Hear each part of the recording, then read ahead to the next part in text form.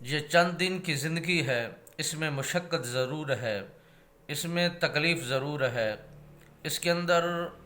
الجھن موجود ہے اور عجیب و غریب ہے، مگر ساری زندگی کے لیے سکون ملتا ہے۔ یہ تب سکون ملتا ہے جب دنیا میں رہ کر عیش و عشرت کو چھوڑ کر رب بے نیاز کی دربار میں جھکتا ہے، انسان اللہ کی حمد و ثنا کرتا ہے، تسبیح تحلیل کرتا ہے، رکوع سجود کرتا ہے۔ اس کے لیے مشقت ہے، اس کے لیے شیطان سے ٹکراؤ کرنا پڑتا ہے،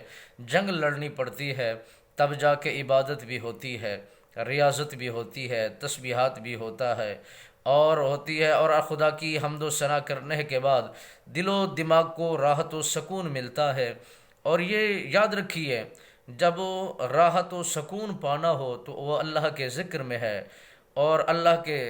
نام میں ہے، اللہ کی حمد میں ہے، اللہ کی تعریف میں ہے۔ پیسہ رکھ کے دیکھ لیجئے، اس میں سکون نہیں ہے، ملازموں کو رکھ کے دیکھ لیجئے، اس میں راحت نہیں ہے، اور بڑی بڑی گاڑیاں رکھ لیجئے، پھر بھی تب بھی سکون نہیں ملتا، راحت و سکون نہیں ملتا۔